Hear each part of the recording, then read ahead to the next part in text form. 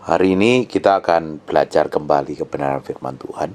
Kita mau terus bertumbuh ke arah Yesus Kristus Tuhan. Bapak Ibu, kita mesti sadarin bahwa yang menjadi senter dari kehidupan kita itu adalah Yesus. Tapi banyak di antara kita lupa bahwa yang menjadi sumber tujuan utamanya dalam kehidupan kita ini bukan lagi Tuhan. Orang lebih fokus kepada pekerjaannya, kepada karirnya, kepada pelayanannya, kepada keluarganya, kepada kegiatannya, kepada perusahaannya atau apapun juga. Mereka lupa bahwa yang menjadi tujuan utamanya harusnya adalah pribadi Tuhan sendiri. Kalau Tuhan bukan menjadi yang utama dan terutama, kalau Tuhan bukan lagi menjadi tujuan utama hidup kita, kita akan mudah sekali diselewengkan dengan tujuan yang lain. Padahal hukum yang pertama dan terutama adalah kasihilah Tuhan Allahmu dengan segenap hatimu, dengan segenap kekuatanmu, dengan segenap jiwamu, dengan segenap akal budimu. Kita harus menempatkan Tuhan menjadi prioritas yang utama. Kalau kita tempatkan Tuhan menjadi prioritas utama, harusnya yang pertama kali dalam setiap harinya yang kita cari itu adalah Tuhan, bukan yang lain. Sisanya baru Alkitab katakan akan ditambahkan kepada kita.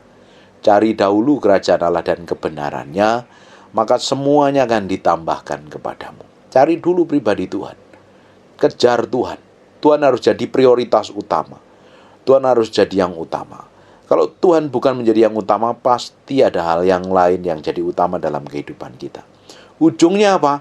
Kita akan menjadi orang Kristen yang sangat-sangat agamawi, bisa rajin ibadah, tapi sikap, tindakan, kelakuan kita kedagingan. Makanya kita akan belajar di Mazmur 95, mulai ayat yang ke-6. Masuklah, marilah kita sujud menyembah, berlutut di hadapan Tuhan yang menjadikan kita. Kita mesti tahu yang menjadikan kita ini Tuhan. Yang menjadi prioritas utama adalah Tuhan. Yang ngerti rancangan hidup kita adalah Tuhan. Yang mengerti detail pribadi kita Tuhan. Yang mengerti detail pribadi tubuh kita pun Tuhan. Kalau Bapak Ibu hanya fokus bukan pribadi Tuhan, nanti ketemu problem, nanti ketemu masalah, nanti ketemu hal yang lain. Padahal ketika kita menghadapi masalah, persoalan, himpitan, tekanan atau apapun juga, harusnya fokusnya bukan pada persoalan yang ada. Kita balik lagi kepada Tuhan. Tuhan yang menjadikan kita. Dia ngerti kok detail hidup kita itu seperti apa. Dia juga tahu detail masa depan kita seperti apa. Makanya banyak hal yang terjadi dalam kehidupan kita ini, kalau kita ini berjalan di luar kehendaknya, di luar jalurnya, Tuhan kasih warning dulu, kasih peringatan dulu. Kamu ini salah. Makanya kadang kita dibenturkan dengan persoalan, dibenturkan dengan keadaan, dibenturkan dengan situasi, dengan banyak hal. Supaya kita ini sadar diri. Kita butuh Tuhan dalam segala hal. Bukankah Alkitab mengatakan, terkutuklah orang yang mengandalkan kekuatannya sendiri? Orang yang mengandalkan kekuatannya sendiri ya idenya, caranya, uangnya, jabatannya, pengalamannya. Alkitab katakan terkutuklah orang yang mengandalkan kekuatannya sendiri. Kita butuh Tuhan kok setiap hari. Tanpa Tuhan kita ini jadi babak belur. Kita ketemu problem, kita ketemu masalah, kita hidup ngaco, kita hidup seenak sendiri, kita hidup gak ngikutin maunya Tuhan, gak berjalan dengan kehendak Tuhan. Kita semakin hari semakin kenal Tuhan, semakin ngerti firman, semakin mengutamakan Tuhan dalam segala hal. Kita memprioritaskan Tuhan jadi yang utama dalam kehidupan kita. Kita lanjutkan di ayat yang ke-7. Sebab dialah Allah kita. Kita mesti tahu, kita ini punya Allah yang perkasa, Allah yang sanggup buat mujizat, Allah yang menciptakan kita, Allah yang menjadikan kita. Kalau Tuhan menjadi Allah kita, harusnya dalam kehidupan kita gak perlu khawatir loh tentang apapun. Tentang masa depan tidak perlu khawatir. Tentang pekerjaan, bisnis, usaha, masa tua nanti seperti apa, nggak perlu khawatir. Selama kita ini tahu dan kenal Tuhan, berjalan setiap hari bersama Tuhan. Harusnya hidup kita nggak perlu lagi cemas, bingung, kacau. Jalan aja setiap hari bersama Tuhan. Kalau kita nih percaya bahwa Tuhan adalah Allah kita yang menjadikan kita, setiap hari kita berjalan bersama Tuhan, apa yang perlu ditakutkan?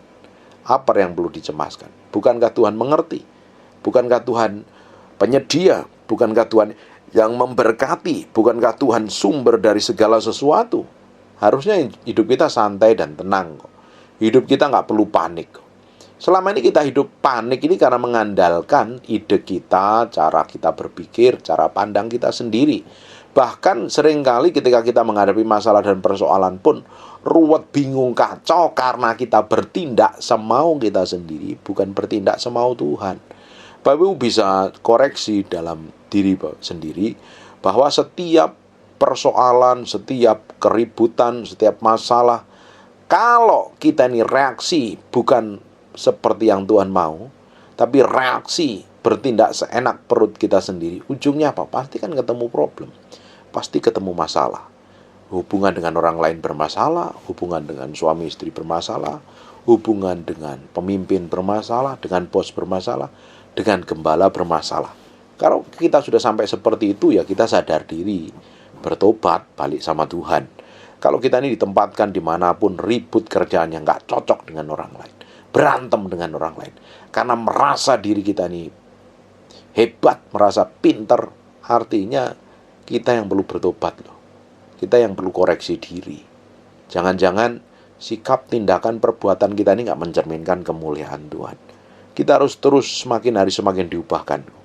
Kita meski tahu bahwa Allah yang menjadikan kita, Dia punya program, Dia punya rencana, Dia punya tujuan, bahkan Dia tahu detail setiap langkah hidup kita itu seperti apa. Bayangkan Bapak Ibu kalau kita ini melangkah setiap hari bersama Tuhan. Setiap hari melangkah bersama Tuhan. Memang kadang seringkali kita dengan maunya sendiri, dengan ngototnya sendiri, dengan kebodohan sendiri kita bikin kesalahan. Tapi kita tetap cepat balik sama Tuhan. Cepat balik sama Tuhan. Minta dipimpin Tuhan. Setiap hari. Kita lakukan itu setiap hari. Memang kita nggak bisa sempurna, langsung jalan sempurna ngikutin Tuhan. Kita akan seringkali jatuh dan mengalami banyak persoalan dan lain sebagainya. Tapi kita tetap balik sama Tuhan, fokus sama Tuhan. Kira-kira apa yang terjadi dengan hidup kita? Kita akan menikmatin semua kebaikan, kita akan menikmatin semua kemurahan Tuhan. Bukankah Tuhan kita pernah pelajarin, melakukan banyak hal pada tokoh-tokoh di Alkitab di masa lalu. Berapa banyak orang yang bikin kesalahan, jatuh, tersandung, bikin salah dan dia bertobat dan ujungnya tetap dipilih Tuhan, tetap dia dipakai Tuhan. Berapa kali Petrus nyanggalin Tuhan? Berapa kali Petrus bikin kesalahan? Bikin hal yang konyol, bikin hal yang parah. Tapi selama dia berbalik dan bertobat sama Tuhan, Tuhan pulihkan. Coba kita lihat Daud bikin kesalahan. Berapa kali dia bikin kesalahan? Dan ujungnya apa yang terjadi? Selama dia balik dan bertobat, akhirnya apa? Tuhan sanggup pulihkan. Kalau hari ini kita bikin kesalahan, pelanggaran dalam banyak hal, karena ketidakmengertian kita, karena kebodohan kita, karena hal-hal yang kita belum tahu dan kita bertindak salah. Setelah kita ngerti kebenaran, bertindak hati-hati dan bertobat, mulai balik sama Tuhan. Kita mesti akui Tuhan adalah yang menjadi utama dan terutama. Tuhan menjadi sumber kekuatan kita. Tuhan yang menjadi pengendali hidup kita. Amin.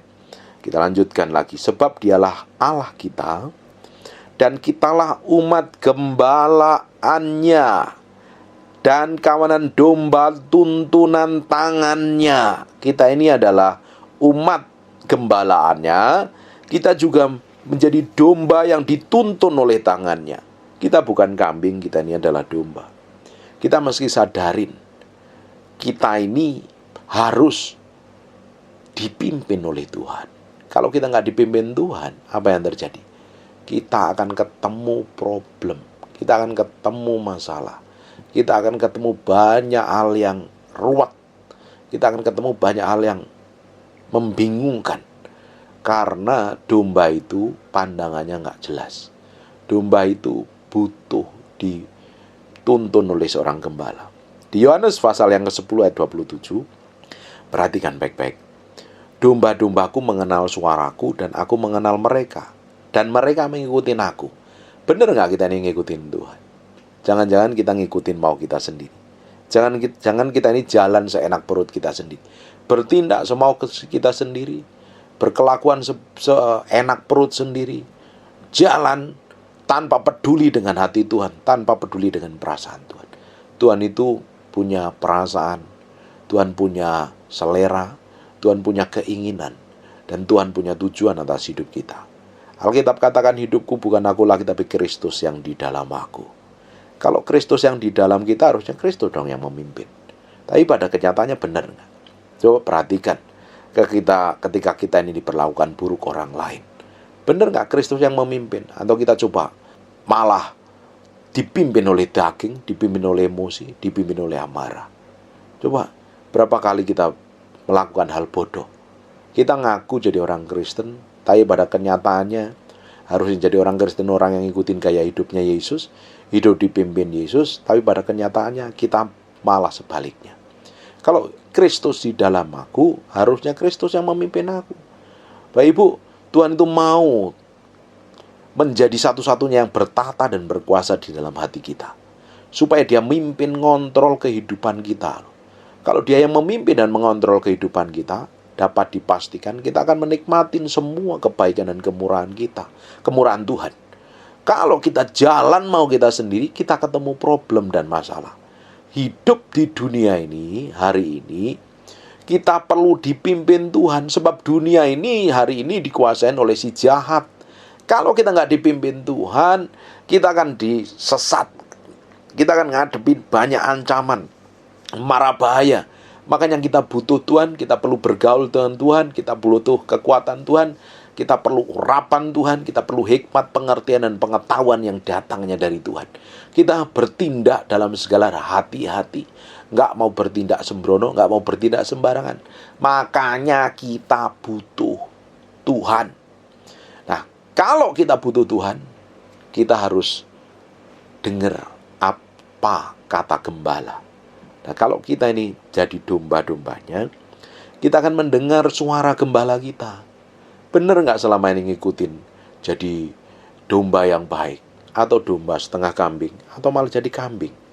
Coba kita akan lihat di Yohanes pasal yang ke-10 ayat 1 sampai ayat yang ke-5.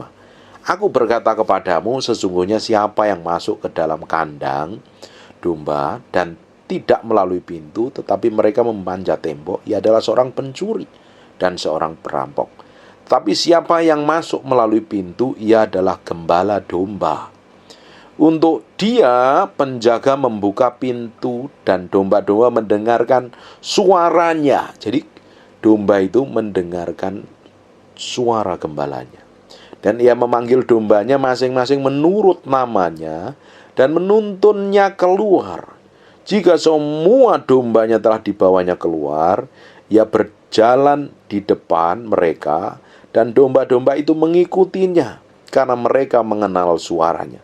Tapi seorang asing pasti tidak mereka ikutin, malah mereka lari daripadanya karena suara orang asing tidak mereka kenal. Benar nggak kita ini ngikutin Tuhan sepenuhnya dalam setiap tindakan, sikap, dan perbuatan kita ini? Kata Kristen pertama kali disebut di Antioquia artinya pengikut Kristus. Kenapa kok disebut pengikut Kristus? Karena ngikutin gaya hidupnya Yesus. Benar nggak hidup kita ini ngikutin gaya hidupnya Yesus? Coba dicek masing-masing. Setiap kita meresponin masalah, setiap kita meresponin perlakuan orang yang buruk, perlakuan orang yang jelek, setiap kita ngadapin tekanan, setiap kita ngadapin himpitan yang berat, masalah yang tidak terduga, kita bergantung sama Tuhan apa tidak? Atau kita coba cari kekuatan dari tempat lain? Benar nggak kita ngikutin pimpinan dan arahan Tuhan? Coba dicek masing-masing. Kalau sudah ngikutin kebenaran dan apa yang Tuhan mau, dapat dipastikan hidupmu akan menikmati semua kebaikan dan kemurahan Tuhan. Hari ini kita belajar firman kan mau ngikutin caranya Tuhan, bukan ngikutin cara kita. Kekristenan itu adalah hidup yang ngikutin caranya Tuhan, bukan ngikutin caranya kita masing-masing. Ngikutin maunya Tuhan, bukan ngikutin maunya kita. Kenapa? Kalau kita ngikutin mau diri kita sendiri, akhirnya kita menjadi orang yang kedagingan, orang yang dipenuhi dengan hawa nafsu dan keinginan. tidak mencerminkan kemuliaan Tuhan. Tapi kalau kita ini semakin hari ngikutin maunya Tuhan, kita menjadi domba yang dengar suara gembalanya, jalan ngikutin gembalanya mana pergi, dituntun oleh gembalanya, ujungnya lama-lama kita menjadi serupa segambar dengan Kristus. Kristus adalah gembala kita. Kita ngikutin maunya Tuhan, kita berjalan sekehendak Tuhan. Tambah hari, tambah berjalan dipimpin Tuhan. Apa yang terjadi? Hidup akan menikmati semua kebaikan dan kemurahan. Sekalipun kita dibaringkan di rumput yang hijau dan sesekali dibawa ke lembah bayang-bayang maut sekalipun, tetapi di ujungnya gembala kita nggak akan biarkan kita berada di lembah bayang-bayang maut. Sekalipun kita berada di lembah bayang-bayang maut, tongkat dan gadanya tetap menuntun dan memberikan kekuatan kepada ujungnya. Dia gembala yang baik akan memberikan hidangan di hadapan para lawan kita. Itu di Mazmur 23. Bapak Ibu, kita meski tahu bahwa kita ini gembala, ya, kita ini adalah domba yang harus ngikutin apa kata gembala kita. Coba kita akan kembali ke Mazmur 95. Sebab dialah, ayat yang ke-7, sebab dialah Allah kita, dan kitalah umat gembalaannya. Kita ini umat gembalaannya, dan kawanan domba tuntunannya. Kalau kita jadi domba, kita ngikutin kata gembala kita, bukan jalan seenak perut sendiri, liar, ngawur. Pada hari ini sekiranya kamu mendengarkan suaranya, jangan keraskan hatimu seperti di Meriba, seperti pada hari di masa padang gurun, pada waktu nenek moyang mencoba engkau, menguji engkau, padahal mereka melihat perbuatanku. Bapak Ibu, coba hari ini, kalau engkau dengar firman dalam kondisi yang masih hidup berdosa, hidup dalam kenajisan, hidup dalam perzinahan, hidup dalam hal yang tidak berkenan di hadapan Tuhan, hidup dalam kepahitan, coba koreksi diri, jangan keraskan hati. Kalau Bapak Ibu dengar firman dan firman itu nemplak, harusnya sadar diri loh. Nanti kalau ditemplak, ditegur dengan firman, masih nggak bertobat, nanti ujungnya Tuhan akan tegur dengan kejadian yang urusannya lebih ruwet. Lebih baik dengar firman, bertobat, balik sama Tuhan, daripada ngeyel, ngotot jalan maumu sendiri.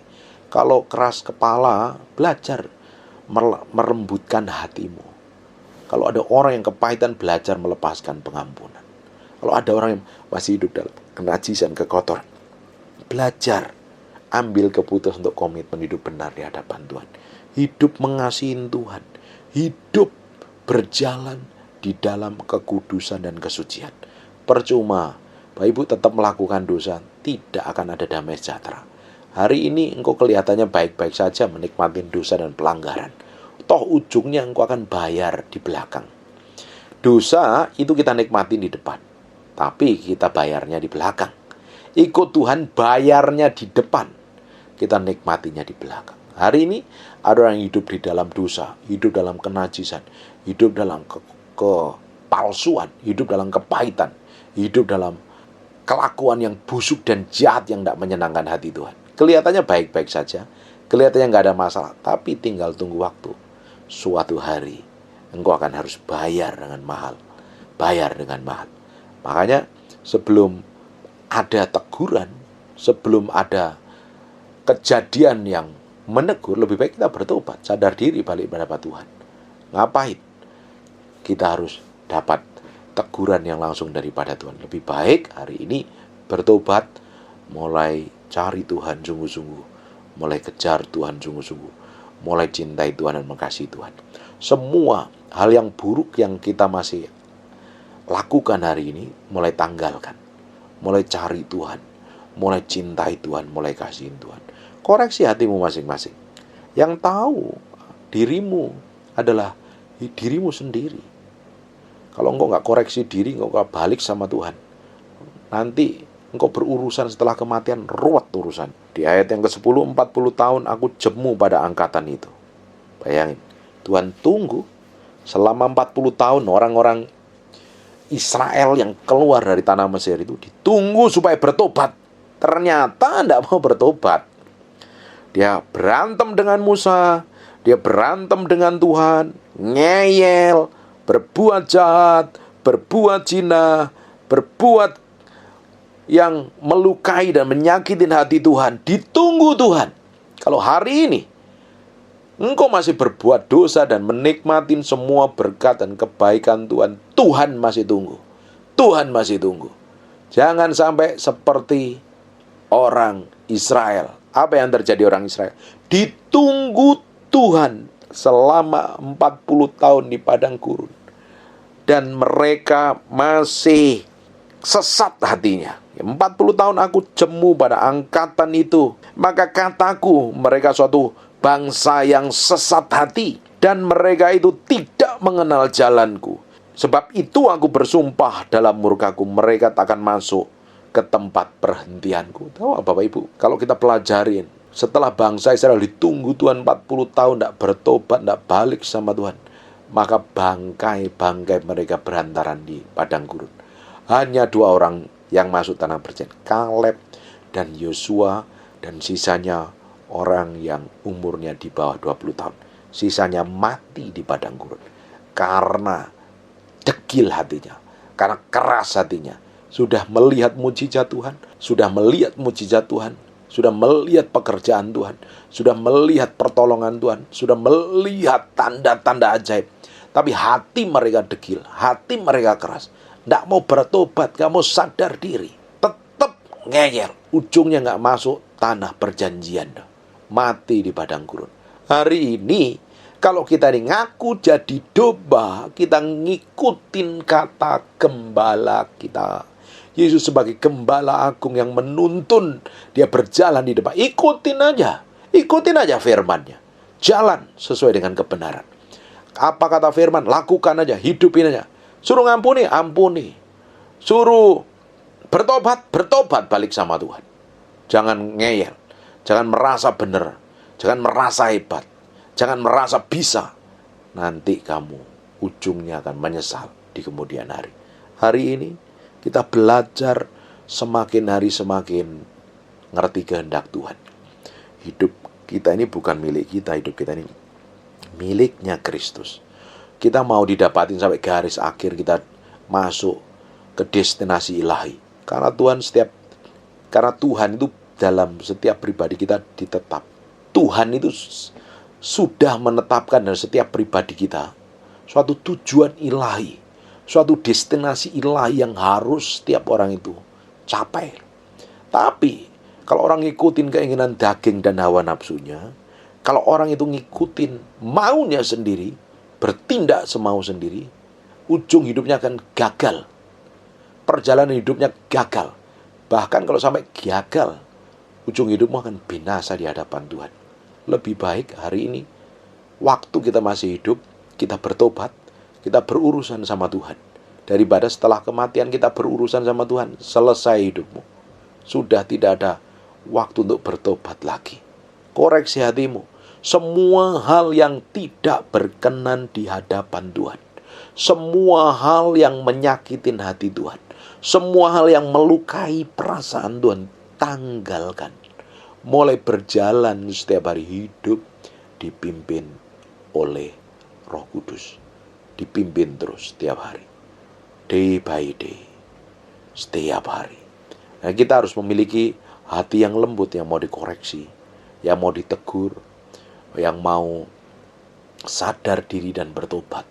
Tapi kalau kita ini tetap memiliki hati yang keras, gak mau bertobat, jalan mau sendiri, bertindak semau kita sendiri, ujungnya ya akan tambah ruwet. Ujungnya kita akan ketemu problem dan masalah.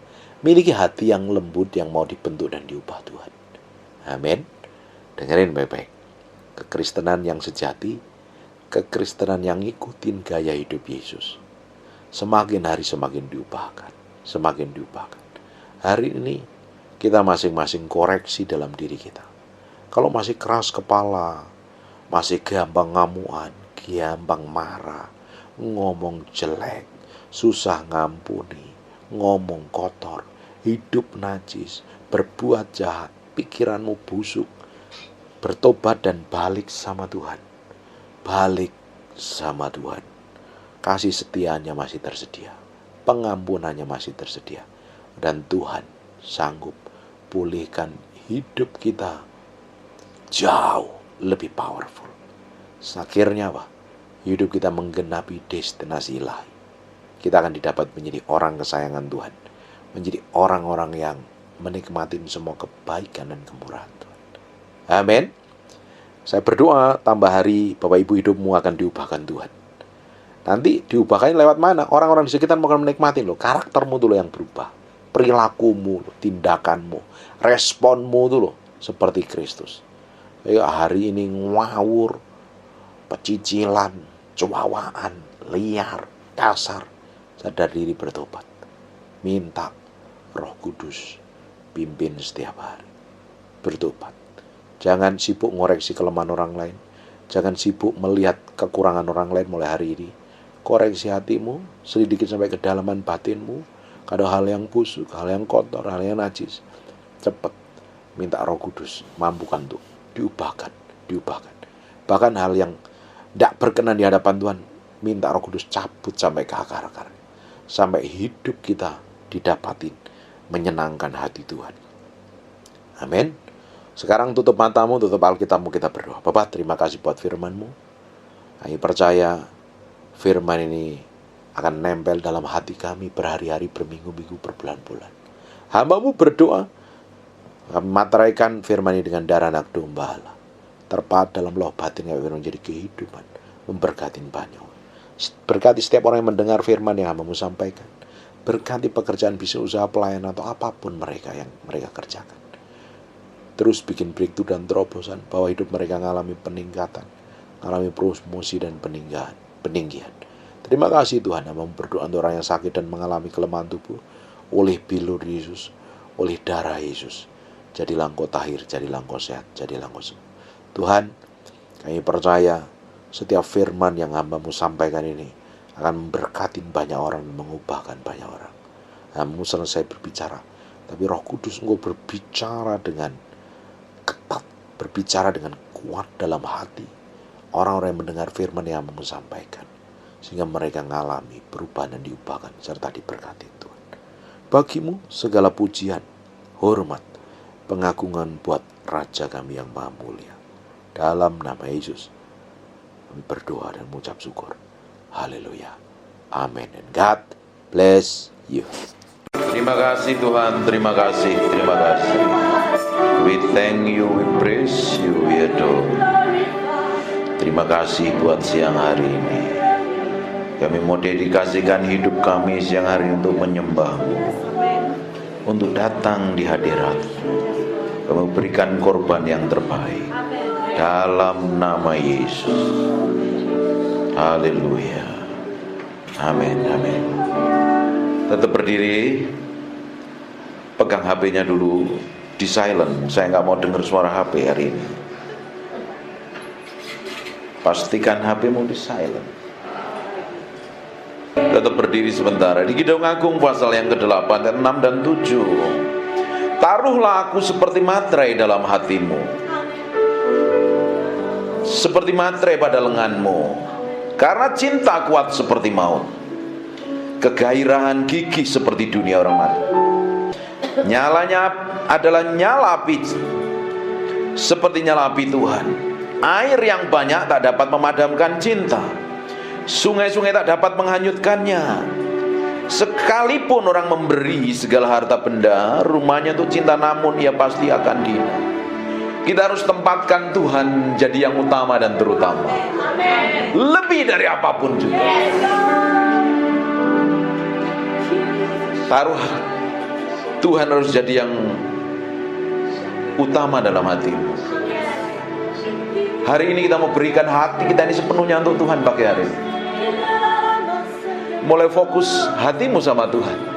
Jangan fokus sama saya. Saya ini bukan siapa-siapa. Kita minta sesuatu yang berbeda pagi hari ini. Nanti ada urapan seperti gelombang yang akan memenuhi ibu-ibu semua.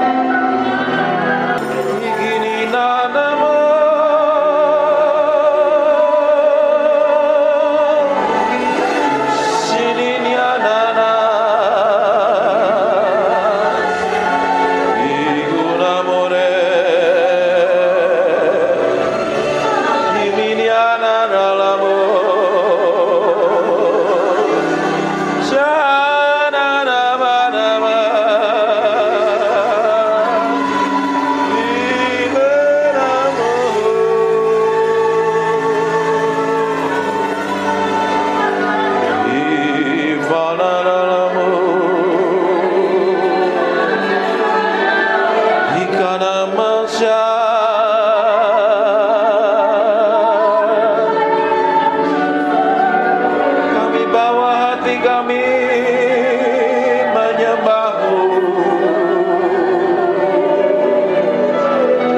Engkau diagungkan, Engkau diagungkan.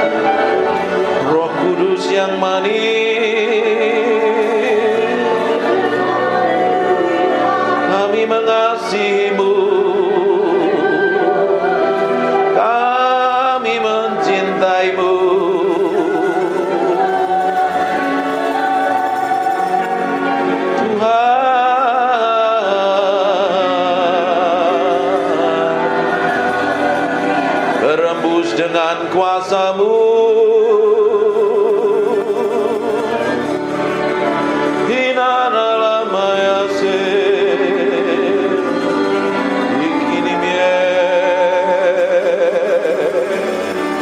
Hinaralamo,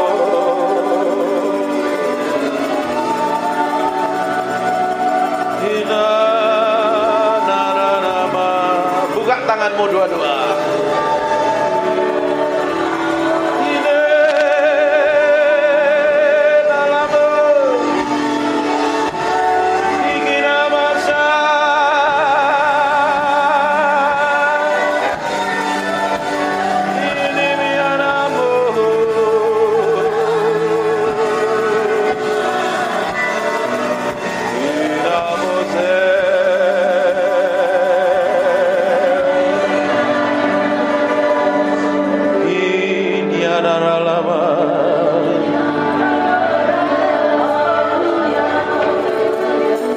Sementara aku menyanyikan mazmur ini, aku berdoa urapan-Mu turun seperti gelombang mengalir, penuhi orang yang haus dan lapar akan hadirat-Mu.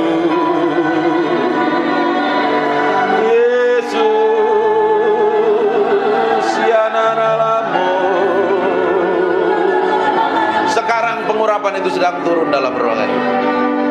Semakin kuat urapan itu turun. Dalam nama Yesus. Jesus name. Go. Fill. Penuhi setiap orang dalam ruangan ini. Jesus.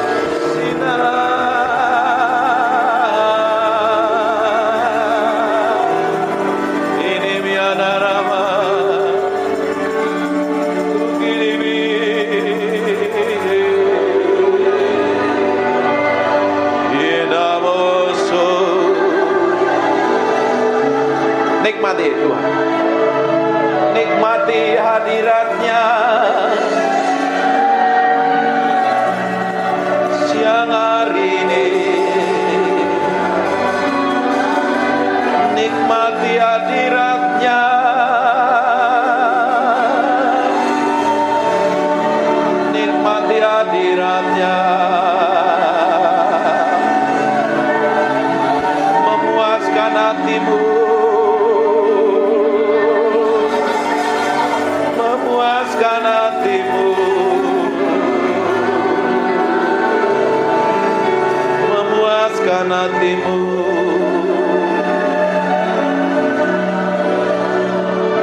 Saya mau hitung 1 sampai 3. Siap-siap. Pada hitungan ketiga ada kuasa Allah turun dalam hidupmu.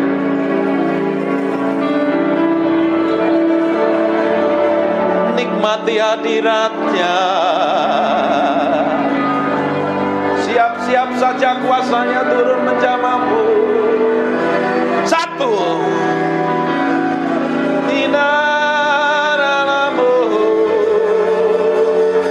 Ada seperti api turun dari atas kepalamu.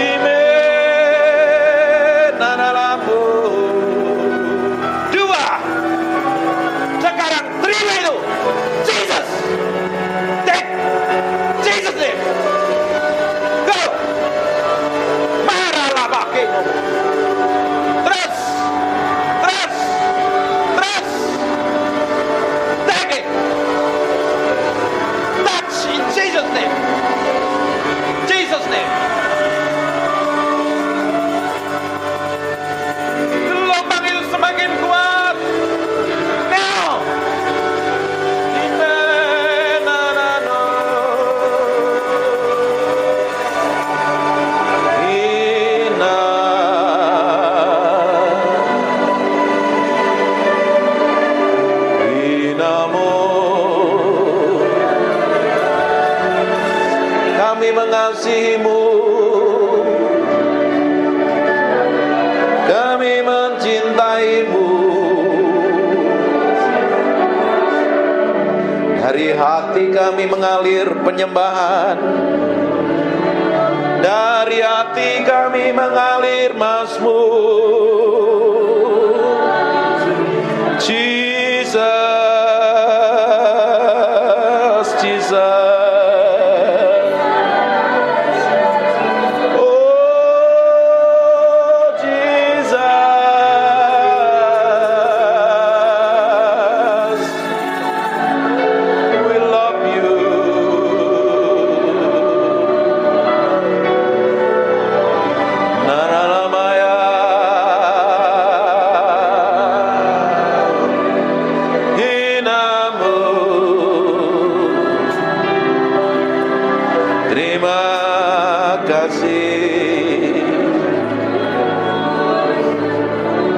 Kami minta roh hikmat wahyu turun di atas kami siang hari ini. Singkapkan kebenaran-Mu, singkapkan Tuhan.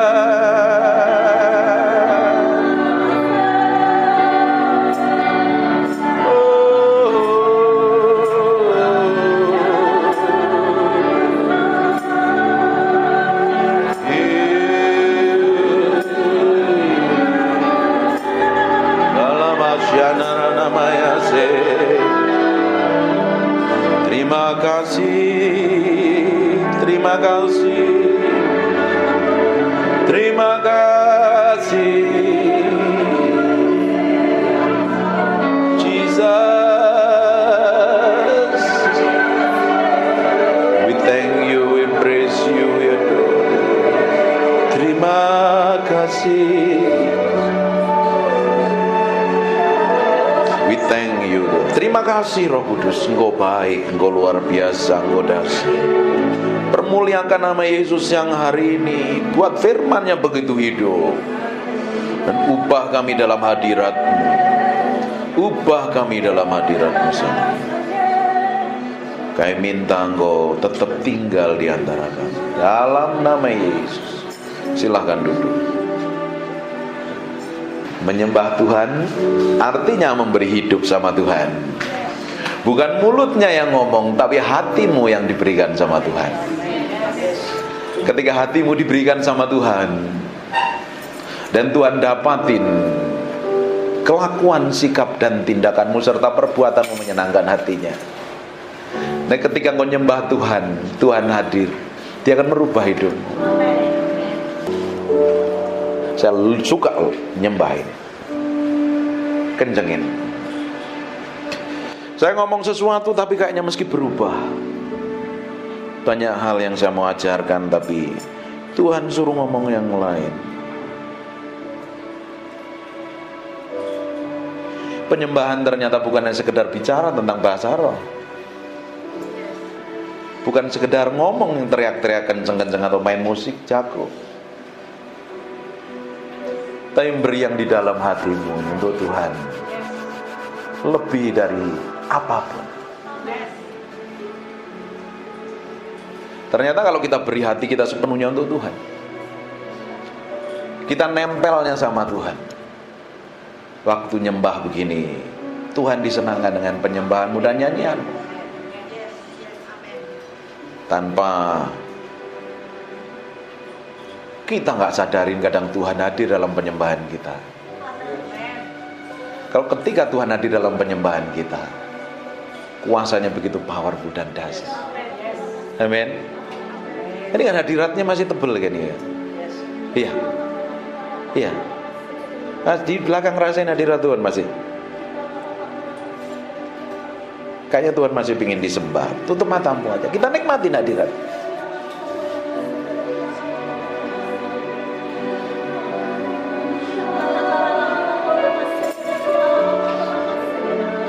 Naralamaya, naralamu, sinaramore, ikinimia naralama. Engkau dipuji, Engkau ditinggikan. Lihat orang-orang ini menyembahmu. Oh Yesus,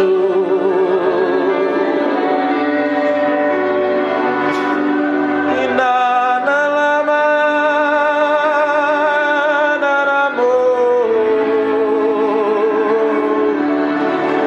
inamo senaralamandaraba. Mulai bangun keintimanmu dengan Tuhan. Ikiniana nanalamaya. Dia hadir dalam ruangan ini. We thank you. I feel. We thank you.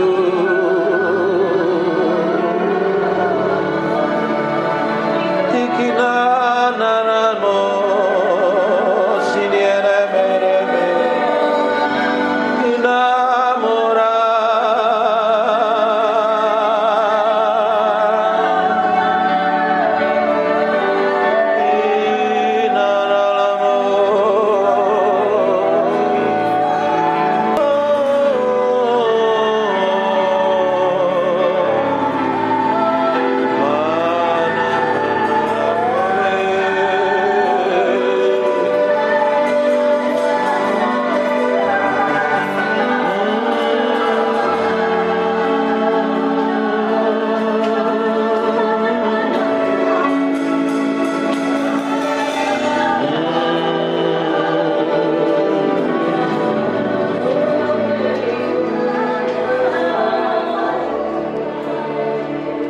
Silakan duduk. Bapak Ibu, perkara rohani itu paralel dengan perkara jasmani. Kalau kita menang secara rohani, kita akan menang secara jasmani. Kalau kita menjadi manusia rohani, karaktermu pasti berubah. Mulutmu berubah. Tidak mungkin kita rajin nyembah, tidak mungkin kita ngaku cinta Tuhan dan mengasihi Tuhan, tapi kita memiliki karakter daging, buruk, jelek, benceno, jadi batu sandungan. Karena yang kita sembah adalah Tuhan. Karena sebelum kita nyembah, kita harus beresin hati kita dahulu. Ini harus jadi korban dulu. Sebelum pelayanan, hidupmu harus dipersembahkan di atas mezbah Tuhan. Sebelum jadi hamba Tuhan, meski mati daging, pikul salib, sangkal diri. Kalau enggak daging, nanti pelayanannya. Bisa khotbah, bisa nyanyi, bisa nyembah, bisa main musik, bisa jadi apapun juga. Tapi kalau lahirnya dari daging, itu tidak akan berkenan di hadapan Tuhan. Masalahnya yang tahu hati kita itu diri kita sendiri dengan Tuhan. Orang lain tidak tahu. Pasangan hidup pun tidak tahu. Yang tahu adalah engkau dengan Roh Kudus. Makanya sebelum datang kepada Tuhan, sebelum datang ibadah, nyembah dulu di hadapan Tuhan. Beri korban hidupmu dulu. Izinkan Tuhan menyelidiki sampai kedalaman batin kita. Kalau hal yang busuk, jahat, motivasi jahat, kelakuan buruk, kita bisa datang ibadah, tapi kalau kita memiliki sikap dan kelakuan yang buruk, tidak berkenan di hadapan Tuhan, buat apa? Manusia suka menutupin yang di dalam ini dengan sikap yang di luar. Di luar kelihatannya rohani, kelihatannya hebat, bagus dan luar biasa. Tapi kalau yang di dalam ini tidak didapatin berkenan di hadapan Tuhan, hidupmu tidak akan berkenan di hadapan Tuhan. Yang kita kejar hari ini adalah hidup berkenan di hadapan Tuhan. Dan suatu hari kita akan didapati menjadi orang kesayangan Tuhan. Kalau kita didapat menjadi orang kesayangan Tuhan, apa saja yang kamu butuhkan, apa saja yang kamu perlukan, tidak perlu minta, Tuhan cukupin kok. Seorang bapak yang baik, dia tahu kebutuhan anak-anaknya. Seorang mama yang baik tahu kebutuhan anak-anaknya. Betul nggak ibu-ibu yang di belakangnya? Kalau anakmu punya kebutuhan, pasti dicukupin kan? Kadang dia nggak minta pun, dia pasti dikasih. Bayangkan Allah kita, Allah yang perkasa, Allah yang baik dan luar biasa. Oh, kita sendiri aja sering kurang ajar, Tuhan tetap baik kok. Seringkali kita nggak peduli dengan Tuhan, kita cuek dengan Tuhan, Tuhan tetap baik. Bayangkan kalau kita didapati menjadi orang kesayangan Tuhan. Hatimu diberikan sama Tuhan sampai kedalaman batinmu. Makanya setiap hari kita mesti ngomong, nih Tuhan, cek sampai kedalaman hatiku. Koreksi. Harus diizinkan Roh Kudus mengkoreksi sampai kedalaman batin ini loh. Karena orang Kristen itu seringkali palsu. Tapi hari ini kita mau beri hati kita sepenuhnya untuk Tuhan. Tahu gak kita waktu kita beri hati kita sepenuhnya untuk Tuhan? Waktu kita nyembah, Tuhan hadir dalam penyembahan kita. Betul nggak? Roh Kudus adalah roh yang kudus, roh yang suci. Dia tidak bisa bersatu dengan pribadi yang kotor dan najis. Bagaimana kita ingin menghadirkan Tuhan dalam penyembahan kita, dalam pelayanan kita, sedang mulut kita jahat, hati kita busuk, motivasinya jahat, tidak berkenan di hadapan. Datang. Tapi kalau hati kita ini belajar proses by proses nih, hari demi hari ini, setiap hari, ketika Bapak Ibu dengar khotbah seperti ini, kan mengkorek sampai kedalaman batinmu. Ini khotbah kan tidak enak, keras lagi. Tahu Peter Guntur pasti khotbahnya keras, nggak ngomong manis. Saya nggak mau kasih gula-gula. Khotbah yang manis-manis, nanti Bapak Ibu semuanya kena diabetes rohani loh. Penyakitan secara rohani. Saya kasih stik dan daging supaya kau bertumbuh kuat di dalam Kristus dan didapati menjadi orang-orang yang berkenan di hadapan Tuhan, nyenengin hati Tuhan. Bukan menang secara rohani saja, secara jasmani pun engkau punya jadi orang-orang yang skillful, berhasil di bidangmu. Jadi ibu rumah tangga yang berhasil. Jadi businessman, businesswoman yang berhasil. Kerjain apa-apa berhasil, karena kalau orang disertain Tuhan, apa saja yang dikerjakan tanganmu, Tuhan akan bikin berhasil. Tidak mungkin ikut Tuhan itu gak bikin berhasil. Ada yang salah kalau hidup kita gak mengalami peningkatan. Masa dari tahun ke tahun tetap sama? Yang gak berubah itu Yesus. Kita harus berubah dari kemuliaan kepada kemuliaan, dan kemuliaan semakin besar. Orang bisa melihat kemuliaan yang manifestasi melalui hidup kita. Amin. Tuhan mau seperti itu. Bukan duduk di gereja ditumpangi tangan pendeta, diuyak-uyak kepalamu, terus hidupmu ingin berubah sampai gigimu rontok semua, nggak akan berubah.